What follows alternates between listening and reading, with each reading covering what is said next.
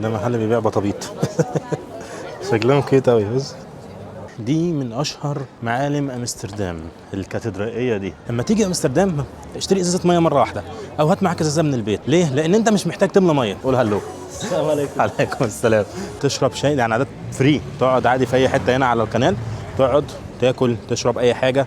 تعالوا نكتشفها سوا. اهلا بيكم في المدينه رقم 1 في الدوله، رقم 1 لينا في رحلتنا حول العالم. ان شاء الله هناخد مع بعض النهارده جوله حلوه قوي في امستردام. الدنيا زحمه، بس خلينا ان شاء الله ناخد جوله كده مع بعض، نلف فيها ونستكشف فيها امستردام.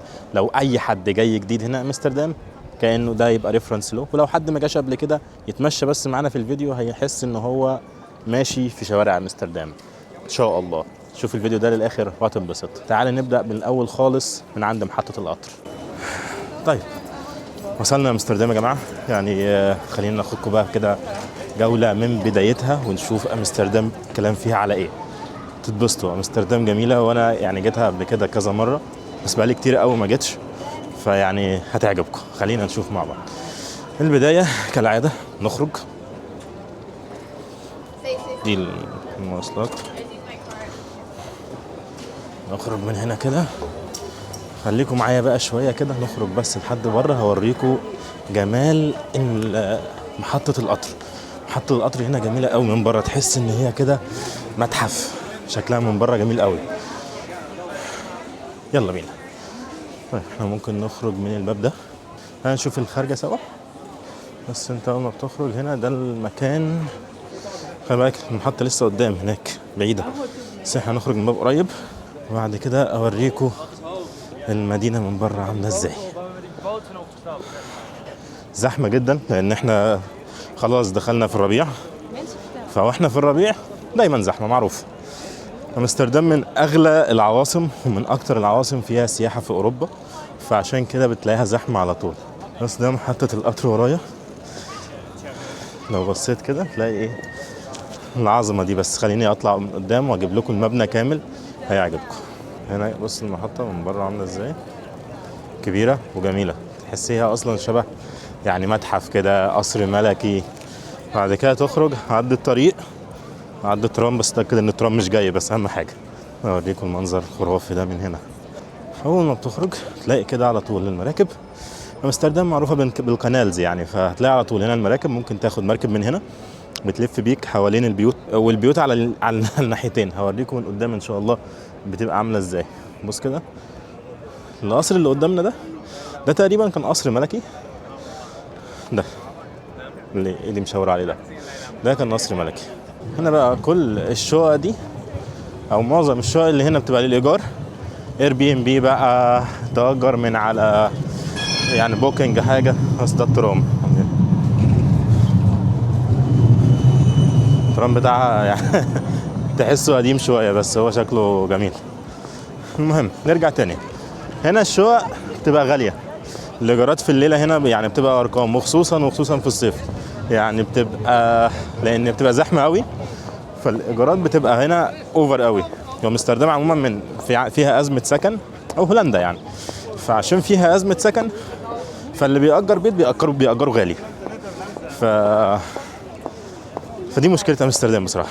يعني دي مشكله السياحه في امستردام، انك عشان تيجي تقعد لك 3 4 ايام هتدفع مبلغ قوي، خصوصا لو انت عايز تبقى قريب من السنتر وعايز تبقى يعني شايف كل الحاجات دي حواليك. خلينا نعدي الطريق.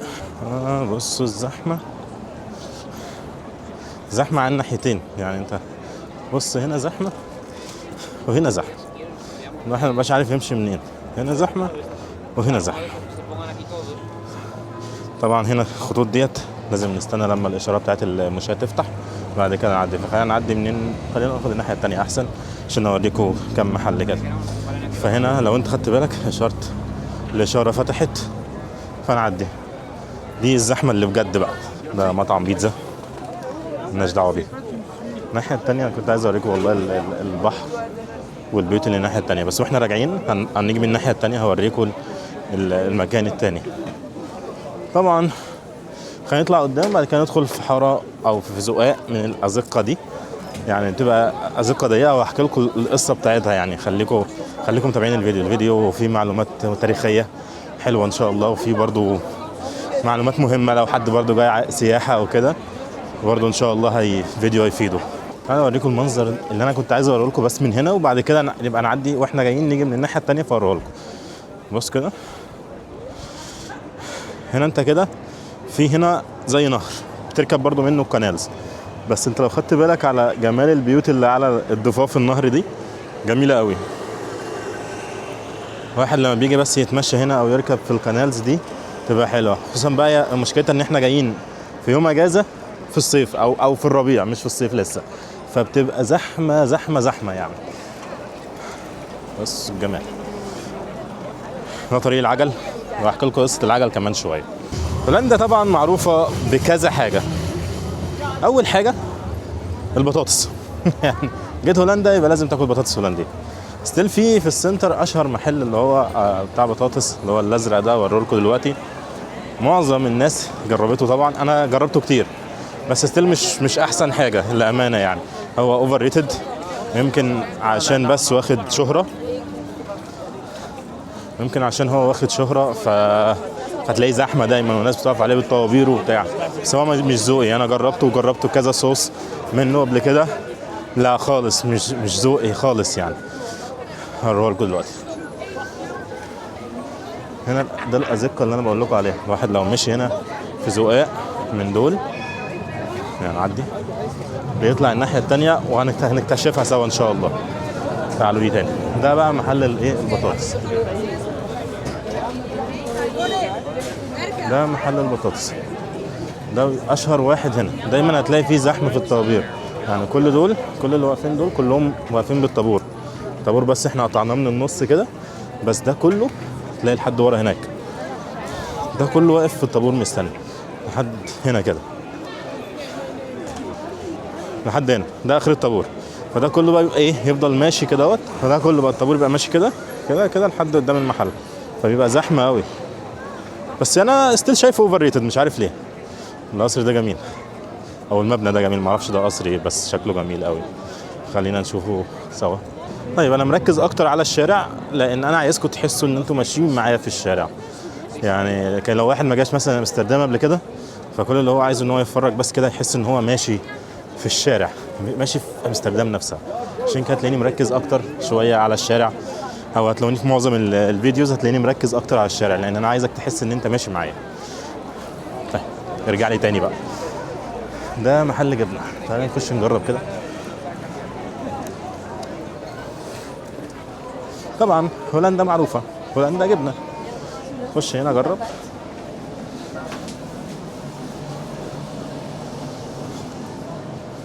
هي جبن كتير، انواع كتير عشان بس احنا في السنتر فتلاقي الاسعار غاليه شويه. ستيل هي اسعار الجبنه هنا ستيل غاليه، بس يعني ايه هنا بتبقى اغلى. حلو اللون ده، في انواع كتير بقى بتبقى من الجبنه. هنجرب. ده بيبقى عسل او دي حاجات تانية معمولة بالمكونات دي. ده بيبقى ايه، تشيز. ده التافل، ده صوص اللي هو صوص الترافل. ده صوص الترافل ده بكام؟ ده مش مكتوب. ده صوص الترافل. ده بتبقى صوصات لو انت عايز تشتري.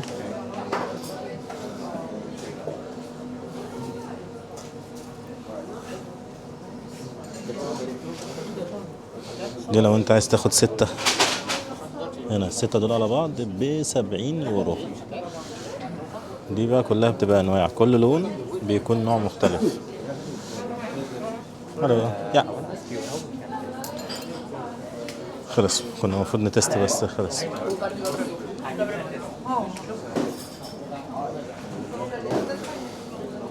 وانا ماشي قابلت ايمن هنا. باشا الاخبار؟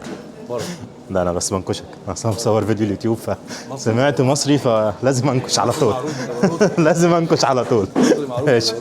طيب دي كانت لفتنا في مطعم الجبنه او في محل الجبنه. دي كانت لفتنا هنا، بس للاسف ما كانش في حاجه نجرب فيها.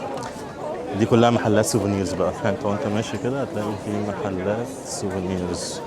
خلينا ايه عشان في بنات فمش مش هنجيبهم يعني. نحاول على قد ما نقدر ايه نبعد ان احنا نجيب حد في الفيديوهات وكده. ده مطعم بطاطس بس واضح ان هو زحمه اكتر. بص دي كلها زحمه. تعالى نتمشى تاني ونشوف محل جبنه تاني ناكل فيه تاني. ما اكلناش في الاولاني اصلا بس هنحاول بقى نجرب. وانا ماشي قابلت شباب مصريين بس جايين يعني سياحه كده، هم من بلاد مختلفه. انا وقفت اتكلمت معاهم بصراحه، يعني تحيا مصر في كل مكان. والله كان وحشني ان انا اقابل شباب مصريين يعني. فانا بس بصور بالصدفه قابلتهم، بس هم راحوا يتغدوا، انا قلت اكمل بقى لوحدي شويه. طيب وانت ماشي بقى في الشارع هنا هتشم روايح، يعني حاول على قد ما تقدر تبعد عن الناس اللي بتدخن، لان هم مش بيدخنوا سجاير عاديه، هم بيدخنوا مخدرات. فالنصيحه لو حد يعني جاي يبعد عن، يعني على قد ما يقدر يبعد عن، لو في واحد بيدخن قدامك ابعد عنه عشان الدخان هيتعبك حرفيا. ده محل جبنه كمان، خلينا ندوق بقى. انا كنت عايز ادوق جبنه من بدري، خلينا نخش كده ناخد فكره، يا رب يكون عندهم حاجات ندوقها برضه، ناخد فكره عن الاسعار. لا خلص برضه مفيش. هلو يس بليز.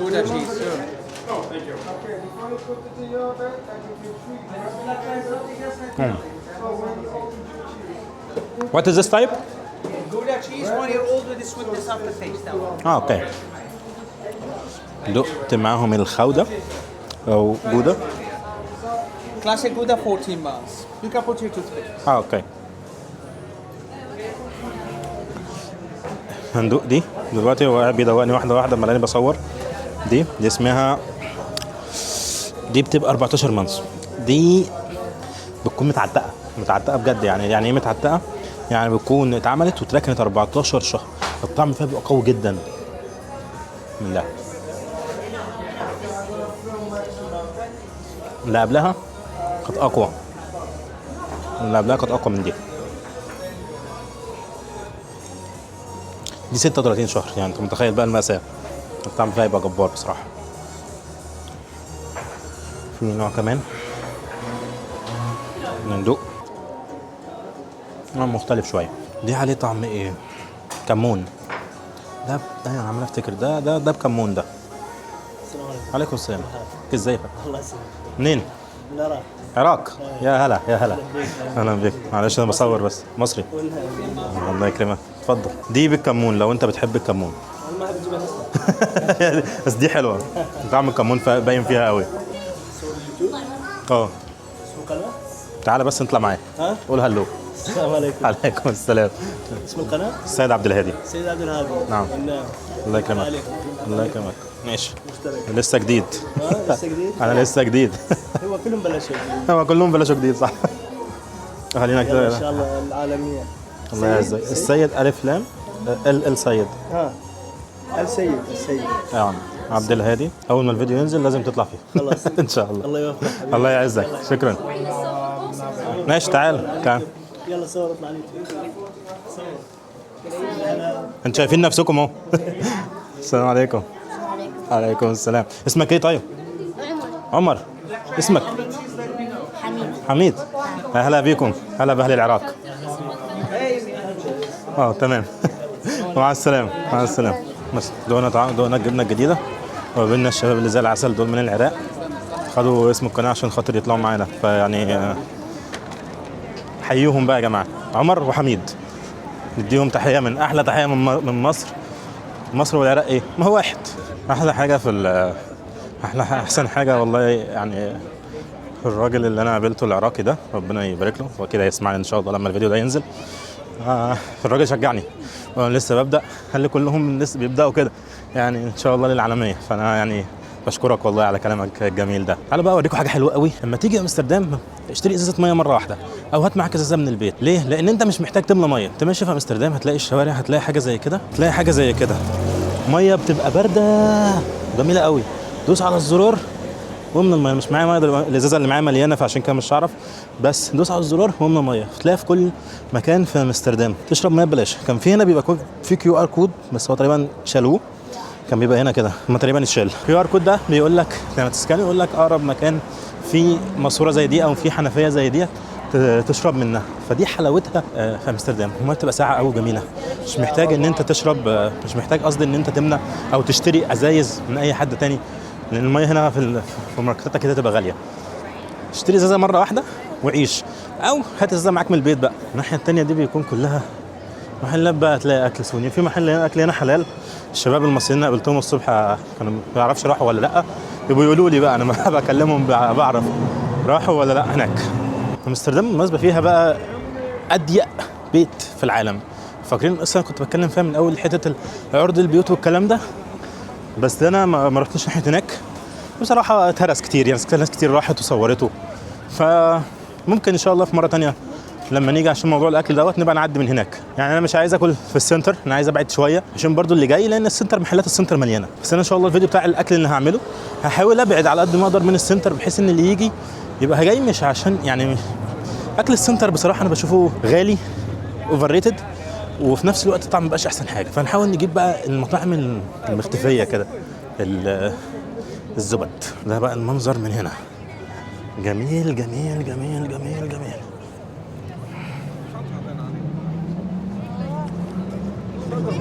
شوف انت المنظر ده، انت شبعت مني النهارده، شفتني كتير، خليك انت في الجمال ده. هنا انت بقى بتدخل تركب المركب او الكروز دي، مش كروز بقى يعني مركب صغيره، يعني تلف بيك شويه في قلب القناه، بيدوك معلومات تاريخيه، هي حلوه. ديت يا سيدي بيديك 1 اور كانال كروز ماشي. بعد كده في عندك بقى هنا نيكست تور هتبقى الساعه 8:30. في عندك هنا 19 لغه، اكيد منهم العربي، يعني اكيد مش هيحطوا 19 لغه ويسيبوا العربي. دي قفلت خلاص. ومن هنا نشوف رحله تانية، ممكن تكون دي لسه ما قفلتش، ممكن تكون لسه بقى هيجي يركن. لا والراجل شكله بيلم حاجته وشكله قفل فعلا. لا الوقفه هنا جميله والله، تعالى هنا واستمتع. يعني عادة انا ما بحب اتمشى، بس انا اجي امستردام اتمشى، مش عايز حاجه اكتر من كده. امستردام في التمشيه جميله بس بعيد عن الزحمه، افضل اقول وعيد بعيد عن الزحمه، او لو انت بتحب الزحمه هتستمتع برضه. محطه القطر من بعيد، بص الجمال والله العظيم جميله جدا. ما تيجي تشوفها من بعيد كده. الراجل اللي صممها هو مهندس، كان والله نسيت اسمه، انا عارف اسمه نسيت اسمه والله. المهم ان الراجل اللي صممها ده هو صمم برضه متحف هنا من اشهر المتاحف اللي موجوده، بس عشان انا ماليش في المتاحف قوي فنسيه برضه هو كمان. بس انا فاكر اسم الراجل ده، هكتبه لكم هكتبه لكم دلوقتي، تلاقيه اتلزع هيظهر على الشاشه. طيب احنا ممكن نجري كده بقى. اوبا اوبا اوبا، جريت هربت منيهم، اسمع فلتت منيهم، كانوا يربطوني بالعجله. دي بينكروف، ده مول. المول ده كبير قوي، ده المبنى ده تحسه مبنى قديم قوي كده واثري شويه، بس هو مول كبير قوي وضخم قوي، والحاجات اللي فيه غاليه، لان هو تقريبا معظم الحاجات اللي فيه لاكجري او هاي اند، فبتبقى غاليه. ده حلو، ده مول مثلا لو حد له في الشوبينج بس هيدفع يبقى يجي يدخل هنا. طيب عدينا من الناس. ده طريق العجل محدش يمشي فيه، لان زي ما احنا عارفين هولندا فيها دلوقتي 17 مليون عجله. 17 مليون عجله، تعدادهم اصلا يعني تعداد البني ادمين ممكن يكون اقل من كده. فهولندا زي ما احنا عارفين بلد العجل، فلو انت جاي هتلاقي هنا ده طريق العجل، ده طريق المشاة، ده طريق العربيات. ابعد دايما عن طريق العجل، وهتلاقي طريق العجل في الناحيتين. يعني معظم الطرق هتلاقي فيها شارع للناس تمشي عليه، طريق عجل، طريق عربيات، طريق عجل، شارع يعني او رصيف للناس تمشي عليه. يبقى ده الترتيب، امشي دايما على الرصيف بتاع الناس عشان خاطر ما تزعلش، لان انت لو اتخبطت انت اللي تبقى غلطان. يبقى طول ما انت هتمشي كده في الشارع هتلاقي في عندك رصيف للمشاة، طريق للعجل، طريق للعربيات، ممكن يكون طريق العربيات رايح جاي، طريق للعجل تاني، رصيف للناس تمشي عليه. فانت على قد ما تقدر ابعد عن طرق العجل بالذات عشان ما تتخدعش وتمشي عليها، عشان لو اتخبطت انت هتبقى غلطان برضو. يعني هم ما بيسموش هنا، ما بيهزروش هم في الحاجات دي، بتلاقي على طول دخل فيك. طيب وصلنا بقى اشهر مكان في هولندا. فين بقى هو؟ الدام سكوير، ساحة الدام، مساحه الدم دي ليها قصه كبيره. اوه واو، في ناس هنا واقفين باعلام فلسطين. في راجل هنا دايما، يعني ما شاء الله الراجل ده تعالى في اي وقت في اي مكان، يعني لا في اي مكان ايه، هو في الدام تعالى في اي وقت في السنه، الدنيا بقى حر مطر هواء ايا كان، هتلاقي الراجل ده واقف. هوريه لكم دلوقتي، معلق علم فلسطين ومشغل رسائل، يعني رسائل او بالمايك كده عن الحاجات اللي هم بيعملوهم في الفلسطينيين هناك. ربنا ان شاء الله يرفع عن اخواتنا يا رب. فهو طول السنه واقف كده بيصور، يعني بيقول للناس الجرائم بتاعتهم اهو، شوفوا اتفرجوا، لان زي ما انتم عارفين امستردام، لا شوفوا بقى الحلاوه دي، زي ما انتم عارفين امستردام يعني بلد سياحيه فبيجيها سياح كتير، فدايما الراجل ده تلاقيه واقف هنا كده، واقف مسج بكل لغات العالم بتغير اوتوماتيك. بيقول لهم مثلا في البدايه ان دي كانت الارض، هلو، دي كانت الارض، بعد كده بقت كده، بعد كده بقت كده، ودلوقتي بقت كده. فبيبقى واقف طول الوقت بيقول للناس خلي بالكم، شوفوا اللي بيحصل هناك. واقف على طول هنا كده، ربنا يجعله في ميزان حسناته يا رب. يعني دي مش سهله ان واحد يفضل طول هو تقريبا ما عندوش يعني شغله كبير في السن، على المعاش تقريبا، فهو طول السنه واقف هنا بيعمل الحاجه دي، ما بيعملش حاجه غير ان هو بيوعي الناس. فربنا يجعله في ميزان حسناته يا رب ويفرج عن اخواتنا يا رب كربهم. طيب خلينا بقى احنا هنا في الدام اوريك الدام من كله عامل ازاي. لو لفينا الكاميرا كده، القصر ده كان مبنى ملكي، او هو يعني كان مبنى ملكي وبعد كده، او ده كان قصر الملك هنا، بعد كده دلوقتي اتحول للمبنى البلديه تقريبا او حاجه، انا مش عارف بصراحه ايه، لان انا ممكن ابقى سيرش عليه واقول واكتب تحت الشاشه كده. فهو هنا المبنى ده مبنى يعني بالنسبه لهم رمز، ودايما هتلاقوا على طول فوق، لو بصيت فوق هتلاقي بيعملوا فيه تصليحات وتجديدات طول الوقت. لو بصيت هنا كده ده مبنى تاني. فهي امستردام مشهوره بالمباني التاريخيه الاثريه الجميله. لفيت معايا كده، تعالى ناخد كده كله. ده متحف ده بس فوق. انا عامه ماليش في المتاحف، ما بهواهاش خالص المتاحف دي، مش عارف ليه، بس ما بحبهاش. طيب يلا نكمل على مكان جديد ونروح للقنالز. عدي الطريق بيب بيب. اوه لا مؤاخذة، كنت هتخبط. قعدت اقول لكم خلي بالكم من طريق المكن، خلي بالكم من طريق العجل، وانا اللي كنت هتلاش في الاخر. يلا الحمد لله. نروح بقى على القنالز. جيت هولندا لازم تزور القنالز، مشي بقى، تتمشى بس كده عندها، تقعد، يعني طالما جيت لازم تزور القنالز، تقعد هناك تتمشى، اعمل اي حاجه. تعالوا بقى نروح هناك كده واديكم شويه معلومات. الفكره بتاعت امستردام جت منين؟ دايما هنا الهولنديين معتزين جدا بنفسهم، لان هم اللي بنوا امستردام. امستردام في البدايه ما كانتش مدينه موجوده، هم جم، كان في نهر اسمه نهر امستل. نهر امستل ده هو، انا ممكن في يوم نبقى نروح نصور هناك يعني، بس نهر امستل ده كان ماسك هولندا كلها. المهم جم هم عايزين يبنوا النهر ده، فبنوا سد، عايزين قصدي يبنوا المدينه دي، فبنوا سد. جه السد ده حاوطوا بالمدينه من كل الاتجاهات، وعشان كده اسمها الدام اللي هو سد. ومن هنا جت فكره كلمه امستردام. امستر يعني جت في الاول كان اصلها امستل اللي هو نهر الامستل، وبعد كده دام اللي هو دام اللي هو السد. فجت بقى فكره او جاء اسم امستردام. كان في الاول اسمها امستلدام او امستلردام حاجه زي كده، بعد كده مع النطق واللغه بقت الدرجه اتشهرت اكتر بقى امستردام، الناس استسهلتها اكتر على لسانها يعني. فمن هنا جت فكره الاسم بتاع امستردام. فهي الفكره كلها المدينه دي كلها مبنيه فوق البحر. اللي حصل ان هم راحوا جايين حاطين السد ده، حاوطوا بيه المكان ده المدينه دي. هم بعد ما عملوا كده، بعد ما حشوا الميه بقى في ارض، بس الارض ديت كانت ارض نهر، فراحوا جايين دقين فيها اعمده خشبيه كتير، يعني بتوع الهندسه المدنيه تقريبا، المهندس مدني او مهندس مدني هو اللي هيكون فاهم اكتر، راحوا جايين حاطين دقين في الحته دي العمدان الخشب وبنوا فوقها. فالمدينه اصلا دي كلها مبنيه على عمدان خشب، امستردام كلها مبنيه على عمدان خشب. ولو مشينا، هو حاليا بيتعمل لها صيانات دوريه اول باول علشان طبعا ما تقعش، بس دي عشان كده الهولنديين هم هنا بيعتزوا جدا بامستردام، يقول لك احنا اللي بنيناها من العدم، يعني الارض دي كلها موجوده لوحدها، احنا اللي خلقنا دي، يعني استغفر الله العظيم يا رب، ربنا الخالق طبعا. بس هم بقى فكرتهم ان هم بيعتزوا بالعمل اللي هم عملوه ده. بس دي كانت قصه امستردام وقصه المكان ده، قصه الساحه هنا اللي هو الدام سكوير، ليه الاسم ده جه منين وليه هم بيحبوه. خلينا نكمل جولتنا، نروح نشوف الكانالز. وصلنا الكانالز زي ما انتم شايفين كده، تلاقي دي المراكب اللي احنا كنا شفناها في اول الفيديو خالص. لو انتم فاكرين عند محطه القطر بيكون المراكب دي هناك، بتنزل عند محطه القطر وتأجر اي مركب، في انك بتحجزه اونلاين، في انك بتدفع وانت واقف في التيكت. تقريبا المركب دي عطلت فبعتوا لهم مركب تانية بتشيل الناس، حاجه زي كده.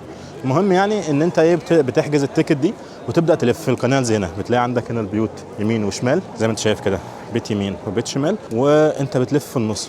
انت عندك امستردام فيها يعني مئات القنوات المائيه، فانت بتمشي طول الطريق بتلف كده بين البيوت، او يعني بالظبط كانك حرفيا بين البيوت، لدرجه ان في ناس بتسميها فينيسيا الغرب، يعني اللي هو زي ايطاليا كده، ان هو هناك في مدينه البندقيه اللي هناك بيلفوا برضه بيركبوا المراكب للبيوت، وبرضه في ناس هنا بتسميها نفس الاسم كده. المنطقه دي لو حد جاي هيحبها، ليه؟ لان اسمها في منطقه اسمها 9 شوارع. 9 شوارع دول بيكونوا على القنالز كده، بيكونوا فيهم يعني محلات كتير وبراندات والتمشيه فيها نفسها بتبقى لطيفه يعني. ان شاء الله نحاول ندخل كده برضو لفه في الشوارع دي، بس انا عايز اقف في مكان اصور لكم قنالز بشكل احسن، حاسس ان انتوا هتتبسطوا اكتر يعني مثلا احنا مشينا شويه بعد كده هنا القنالز الثانيه، في قناه، دي قناه ثانيه نفس الفكره برضو.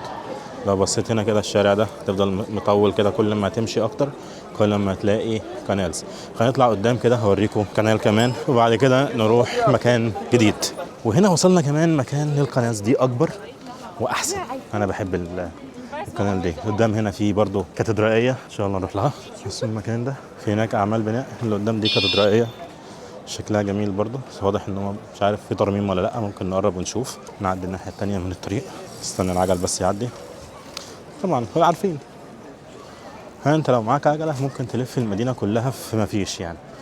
زي ما انت شايف كده دي قنالز تانية او قنال كمان. تلاقي برضو هناك الاتوبيس برضو بيلف، او اتوبيس النهري بيلف بيهم في القنالز كده ما بين البيوت يمين وشمال يمين وشمال وكده. وانا ماشي دلوقتي بقى مع لقيت مكان هنا جميل. المكان ده بيكون زي ساحه كده، هنا بيبقى كل يوم سبت، غالبا بيبقى كل يوم سبت. كل مدينه ليها يوم مختلف، بس غالبا بيبقى يوم السبت ده ثابت عند الكل. المكان ده بيكون عباره عن زي سوق، الناس او الفلاحين بييجوا ان هم بيعرضوا بضاعتهم هنا كده ويبداوا. بس دلوقتي حاليا هم خلاص قربوا يخلصوا، هم بيلموا عامه. بس يعني في يوم تاني ان شاء الله ممكن في المدينه اللي انا ساكن فيها نبقى نصور السوق بتاعهم بيبقى عامل ازاي. المكان ده فين؟ عندك كنيسه او كاتدرائيه، هي دلوقتي اتقلبت مطعم، هي تقريبا كانت كاتدرائيه ودلوقتي اتقلبت مطعم دي. فهو عندها كده بيكون السوق ده، بيكون شكل الشادر بتاعهم، يكون كل واحد كده عنده مكان زي مكان كده ثابت. المكان ده بيحط عليه الخشب ده وبيبدا يعرض. كده عامل ايه؟ حبيبي كله تمام؟ كله زي الفل. ايه الاخبار؟ الحمد لله. خلصت ولا ايه؟ خلصت. الحمد لله، ربنا يعينك. زي ما انتم شايفين كده بيكون ده واحد سوري برضو كان بيبيع هنا تقريبا. في واحد لسه بيلم الحاجه بتاعته هنا. تلاقي بقى ايه، بيبداوا يلموا الحاجه بتاعتهم وقت ويمشوا. اخرهم الساعه تقريبا 5 او 4 ونص حاجه زي كده. 4 يعني عندنا احنا بتكون 4 ونص بيبدا. ده مثلا كان بيبيع ورد، واحد تاني ممكن تلاقيه بيبيع سمك، واحد تالت تلاقيه بيبيع طماطم. فانت وحظك بقى. بس بيكون سوق كبير فيه تقريبا كل حاجه. احنا هنا اعتقد تمام. ممكن نروح بقى مكان جديد، نروح منطقه ال9 شوارع. طبعا جيت امستردام او جيت هولندا يبقى لازم تاكل ستروب وافل. ستروب وافل دي من اشهر الحاجات اللي بتتعمل في هولندا، ولازم تاكلها سخنه. ما ينفعش تاكلها مثلا بيكون في معلب اللي هو بيكون في السوبر ماركت تاخده وتسخنه، بس احسن حاجه تاكلها سخنه تبقى جميله قوي. ده مثلا محل، ده من اشهر المحلات اللي بتعمل ستروب وافل هي نعدي الطريق. الحل ده من اشهر المحلات اللي بيعمل ستروب وافل هنا.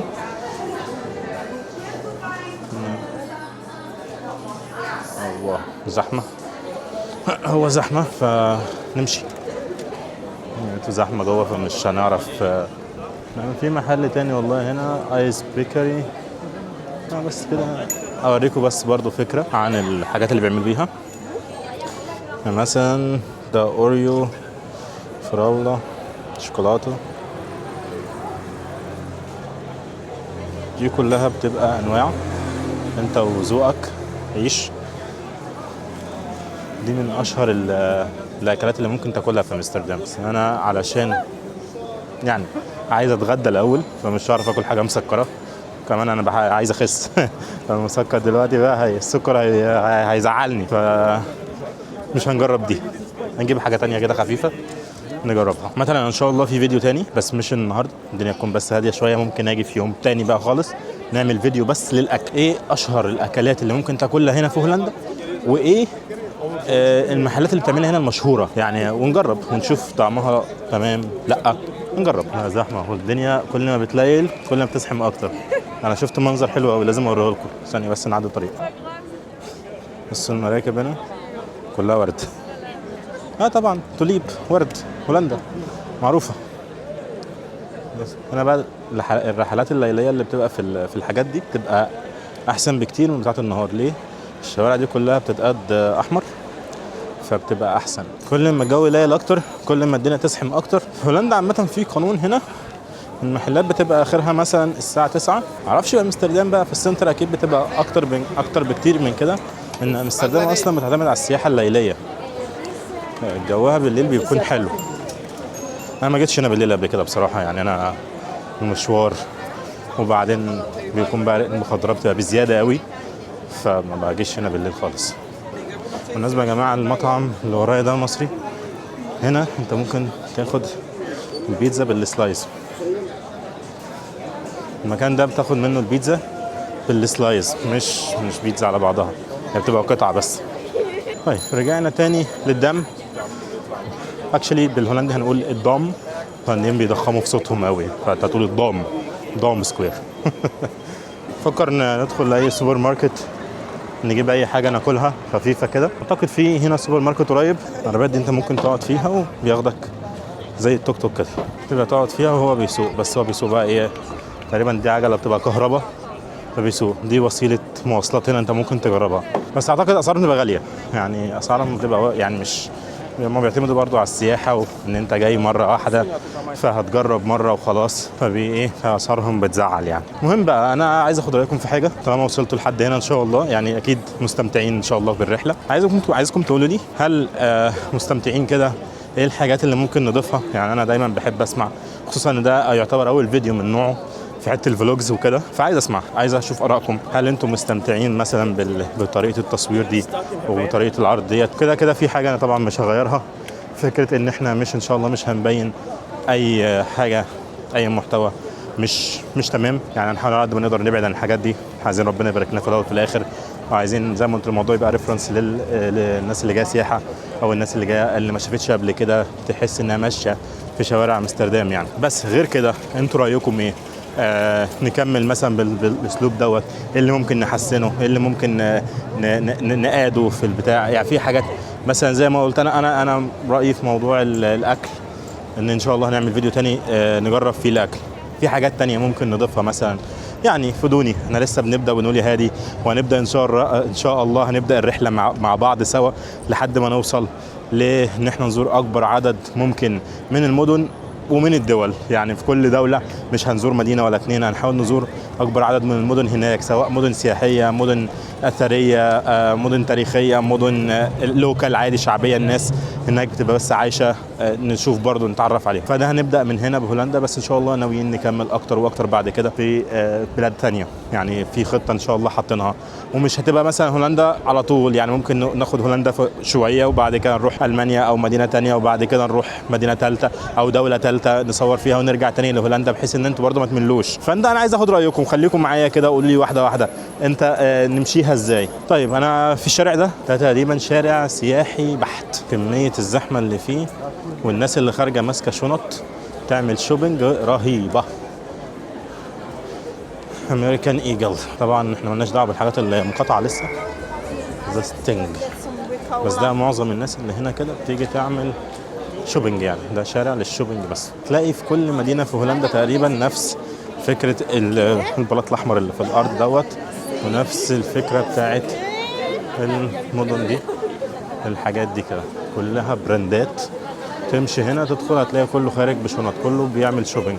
يعني انت لو جاي مالكش في المولات امشي في الشارع ده، هو الشارع طويل أوي. وانا جعان، فانا رايي نروح نجيب اي حاجه ناكلها ونكمل لفتنا ان شاء الله مع بعض. لحظه واحده، استنى عندك كده، انت لحد دلوقتي ما عملتش لا لايك ولا كومنت ولا قلت لي اي حاجه.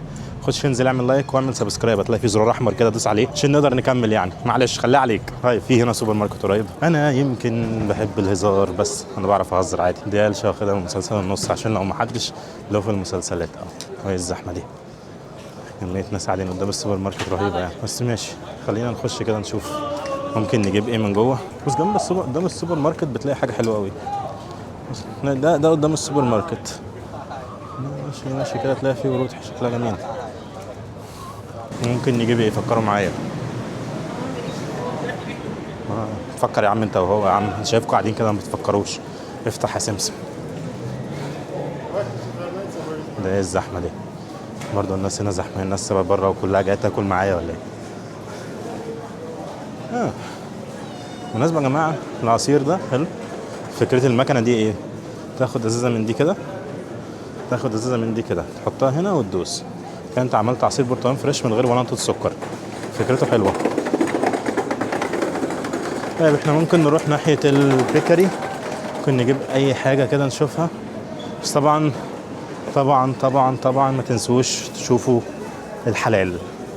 مش متاكد ما تاكلش كل نباتي بس لازم حلال. طيب انا اعتقد مفيش. حتى انا بحب كده بتاع بالسبانخ بس يبدو ان هي خلصت للاسف. فانا هضطر اجيب كرواسون وخلاص. يا اما اجيب بقى كرواسون بالجبنه يا اما اجيب كرواسون بالساده. من بقيه الحاجات في بيتزا بقى زي بتاعت الشوارع كده، بتبقى بيتزا مثلا جبنه بس مش عاطفيه قوي يعني، يبقى بارده بقى وبتاع. ده الكرواسون ده بيكون شكله اسود ازاي، ده ساده وده بالجبنه. فخلينا نجيب.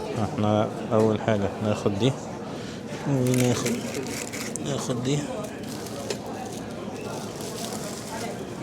دلوقتي عاملين 3 وواحدة هدية. ماشي خلينا نستفيد بالعرض.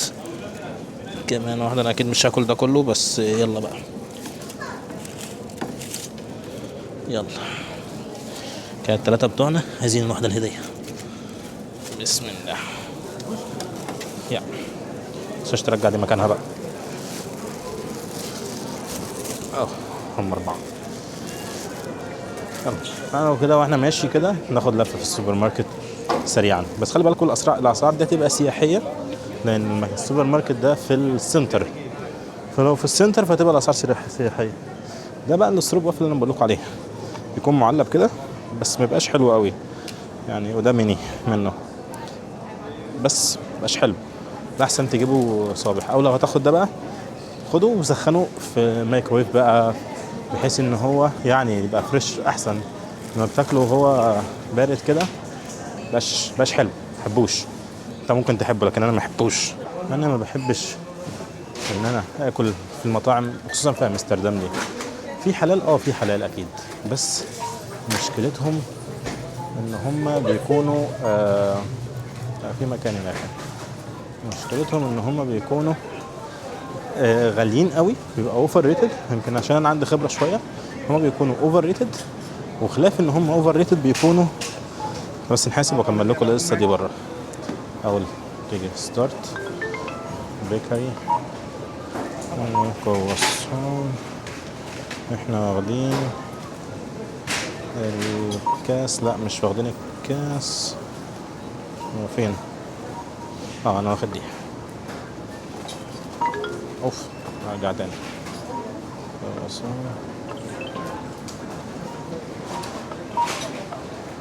ثانية بقى ادفع وندفع بقى.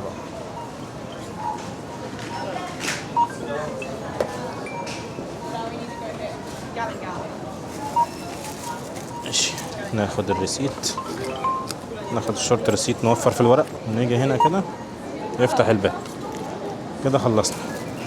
انا كنت لسه بقول لكم بقى جوه انا ليه ما بحبش اكل في المطاعم وخصوصا في امستردام يعني واحنا في السنتر كده.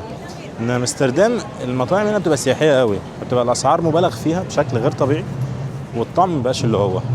زي ما قلت لكم ان شاء الله هنيجي في فيديو تاني كده نحاول نجرب مطاعم نشوفها تكون كويسه بحيث ان احنا نتاكد من الكلام ده. بس انا جربته قبل كده مره، جايز يكون انا كان حظي وحش بس انا يعني انا متاكد منه. نجرب تاني مش مشكله. فهنعمل ان شاء الله فيديو عن الاكل في امستردام. احنا عايزين نقعد بقى ناكل. ممكن نقعد فين؟ كان في مكان بس بعيد شويه، احنا مش هنقدر نرجع ده كله تاني عشان احنا طريقنا الناحيه دي، فاحنا ممكن نقعد جنب اي حد هنا. طيب الحمد لله اكلنا وظبطنا دنيتنا، نكمل بقى. بس وانا ماشي لقيت المبنى الجميل ده. انا متحف نص العظمه. المتحف ده يعني انا والله مش عارف ده متحف ولا مول، اعتقد ده مول. شايف كلمه شوبينج من سنه 1899، اعتقد ده مول. انا شايف هنا الناحيه دي ده تقريبا مكان جبنه. ده هنا فيه هدوم، ده مانجو. ده مول مش متحف، سوري انا غلطت. بس شكله من بره حلو يعني. دي مولات تحسها مولات حلوه يعني. ده على المبنى على النظام القديم. ده نظام تحسه كان مثلا متحف او كان كنيسه او ايا كان الحاجه اللي هي كانت هنا، خدوه وخلوه مول. فمنه بقى مكان سياحي ومنه الناس يعني شوبينج وكده. وكمان الايجار فيه هيبقى غالي قوي علشان خاطر الناس هو في مكان في السنتر. بس يلا بينا. طيب الشارع ده هادي شويه، خليني اخدكم كده لفه كده فيه عشان تشوفوا الشوارع حلوه. الواحد ماشي في الشارع كده تحسه ان هو مبسوط يعني. الجو حلو، الناحيه دي حلوه، الهواء بتاعها نضيف شويه من ناحيه عن الناحيه اللي هناك مفيش فيها حد بيشرب حاجه. والاجواء نفسها جميله. مش شكل الشوارع تحس جميله كده، تحس ان الواحد ماشي مبسوط.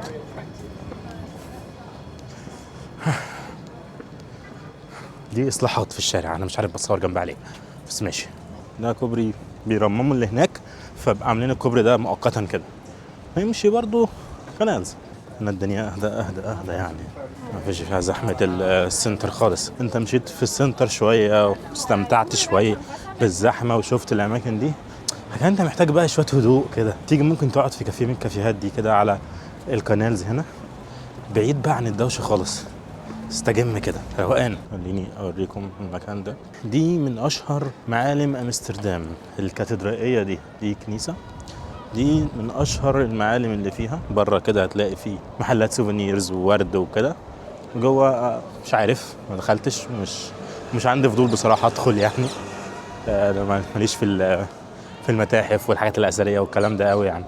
بس في مدينه بقى اسمها ماستريخت، دي هنروحها ودي لازم ندخل. ليه؟ لان انا دخلتها قبل كده وجميله قوي، وانتوا لازم تشوفوا الجمال ده. المعلم ده من اشهر المعالم. انت حتى لو ركبت القنالز هنا وهم بيجيبوك من هنا، وركبت مركب قصدي ونزلت في الكنال، بيجيبوك من هنا وبيشرحوا لك اكتر عن الكاتدرائيه دي مشهوره جدا هنا. زي ما قلنا هولندا بلد العجل. كل ما تمشي في اي مكان طبيعي هتلاقي ايه؟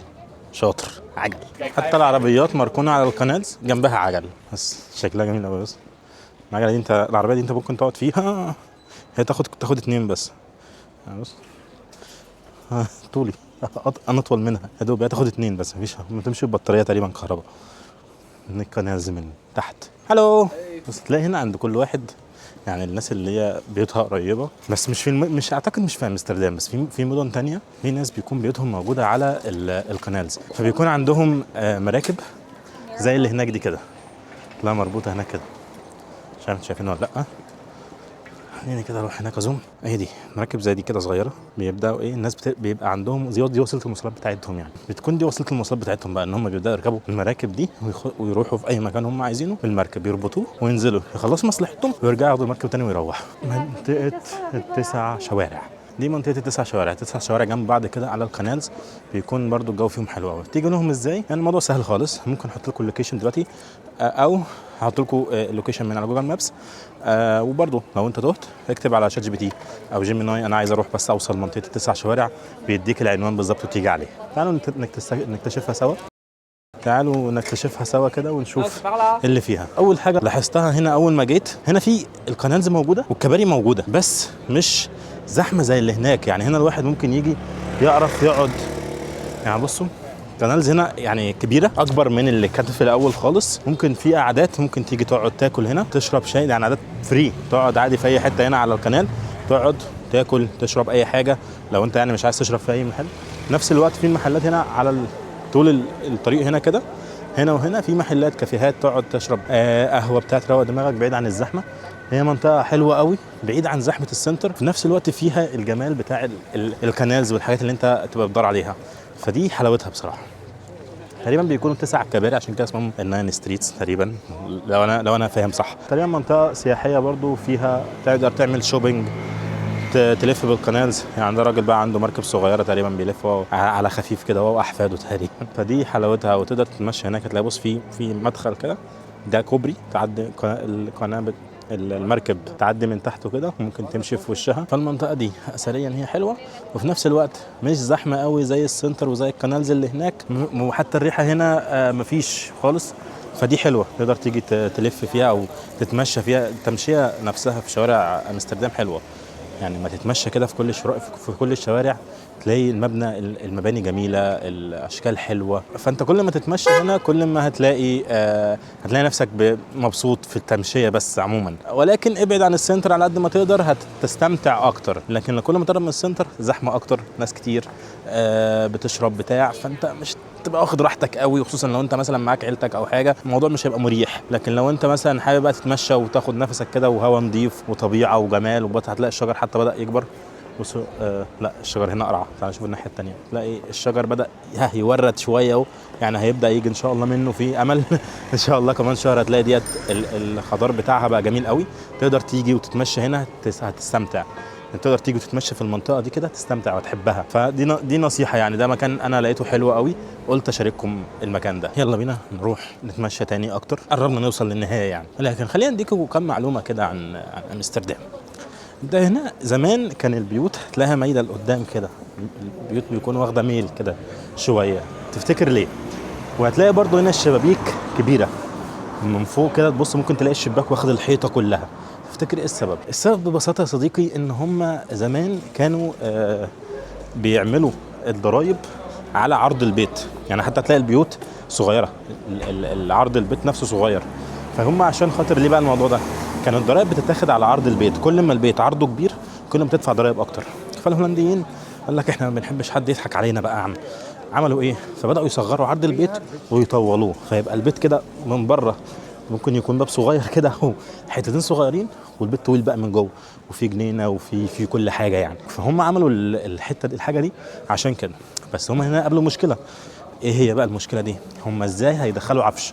واحد جايب بقى دولاب، واحد جايب سرير، حاجه، واحده بتتجوز زي عندنا كده وعايزه تجهز بيتها، هو نظامه مختلف، انا بس بهزر. بداوا يفكروا برضه، هم مش هتعدي عليهم الحاجه زي كده. خلينا نقف هنا كده ونحكي القصه دي. هم بداوا طبعا يفكروا، طب هنعمل ازاي، هنحل المشكله دي ازاي؟ انا ممكن احاول وانا ماشي كده اصور لكم البيوت عرضها عامل ازاي. فبداوا يفكروا بقى ازاي هنحل المشكله دي، فراحوا عاملين الشبابيك طويله قوي من فوق، اللي هي تاخد عرض البيت اللي هم عاملينه من تحت. يعني تحت بياخدوا عرض البيت صغير، اللي هو الباب يبقى ضيق قوي، البيبان هنا بتبقى ضيقه خالص ما تدخلش اي حاجه. فعملوا عرض البيت ضيق، عملوا الباب ضيق وحيطه عادي، ومن فوق بقى تاخد الشباك ياخد البيت كله، عرض البيت كله. فلما بدا ياخد عرض البيت كله بداوا يدخلوا العفش من هنا، يروح شايلين الشباك او فاتحين الشباك، وبعد كده يطلعوا الحاجه. لقوا ان في صعوبه برده شويه، فبداوا يعملوا البيت ميلان شويه، ليه؟ بحيث ان لو حد واقف يبقى كده طلع من تحت على طول، يعني اهو شيل، فيبقى الموضوع سهل. لو حد بيناوله او في ونش او حاجه فيبقى الموضوع اسهل. ممكن ما يكونش فيه او ناش ساعتها، الله اعلم مش عارف. بس هو دي كانت فكرتهم، ان هم لما يكبروا الشباك يطلعوا العفش من الشباك من بره، بدل ما هم يعني يدخلوه، لانهم مش عارف يدخلوه لان عرض الحيطه بتكون ضيقه. هي الضرايب اللي خلتهم يفكروا بالشكل ده. عشان كده البيوت القديمه بتاعت زمان، لو انت مثلا ساكن هنا يعني اللي ساكنين هنا تلاقيهم عارفين، البيوت القديمه بتاعت زمان بتلاقيهم عندهم المشكله دي، تبقى الباب ضيق قوي، وبعد كده لو واحد جايب عفش مش عارف يدخله، فبيضطر بقى ان هو يدخل من الشباك، سواء بقى تحت او سواء فوق. هما بقى عملوا الحاجه دي زمان عشان كده. دلوقتي اعتقد الوضع اختلف شويه في المباني الجديده او في البيوت الجديده، بس زمان لا، كان الوضع كان كده. فعشان كده الفكره بتاعت البيوت دي انها تبقى ضيقه، وتحس ان البيت ضيق كده شويه ومايل لقدام، لو انت ماشي هتلاحظ الموضوع ده. ده كان السبب بتاعه. معلومه كمان، بيكون في مباني بتبقى تحت الارض، انت ممكن تبقى واقف كده وشايف ان الحاجات بتدخل من الكنالز كده للشباك، يبقى الشباك بتاعك بيطلع على الكنال. انا حاولت ادور عليها بس ما لقيتهاش للاسف، ممكن الاقيها. فتلاقي انت عندك هنا الاماكن دي بتبقى بالشكل ده، فتبقى حاجات لطيفه كده. بس لو واحد بقى جه مثلا فيضان شويه هيبقى الوضع وقتها محدش عارف. بس يلا دي كانت شويه معلومات كده قلت اشاركها معاكم. انا ماشي لقيت محل بيبيع بط بس. تعالى اشتري بط. ده محل بيبيع بطابيط. شكلهم كيوت اوي. بص ما بيعملش حاجه غير انه يبيع بط. انزل جوه واشتري بط زي ما انت عايز، خش وعيش يعني. لازم بقى امشي لان الريحه بقى فعلا وحشه. مش مستمتع اكتر من كده يعني. خلينا نتحرك. تنسوش بقى زي ما قلنا كده ان شاء الله الفيديوهات اللي جايه. قول لي المدينه التانية اللي انت عايز تشوفها فين ونروح نصور هناك ان شاء الله باذن الله، ونستمتع مع بعض. اشوفكم ان شاء الله في رحله تانية. فالى هنا سيداتي انساتي سادتي نكون وصلنا لنهايه الفيديو بتاعنا. ان شاء الله تكونوا استمتعتوا وتكونوا انبسطتوا معانا. فيديو يكون خفيف لطيف كده، الواحد فيه يكون جاب لكم على قد ما يقدر شوارع امستردام، الحياه هنا يعني مش الحياه بشكل عام، بس انت لو جاي سياحه تكون استفدت، او لو انت ما جيتش امستردام قبل كده تكون خدت فكره امستردام دي عامله ازاي وليه هي مشهوره والشوارع بتاعها ونظافتها وجمالها. يعني هي ان شاء الله يكون فيديو خفيف لطيف كده وعجب الناس كلها. اشوفكم ان شاء الله الفيديو اللي جاي في مدينه جديده. ما تنساش تقول لي في الكومنتات انت عايز انهي مدينه، لو في مدينه معينه في دماغك قول لي عليها ونروح ونصور فيها هناك. انا راجل طيب خالص اهو، اختار وانا هنفذ على طول. اشوفكم ان شاء الله الفيديو اللي جاي، والى لقاءات اخرى. سلام.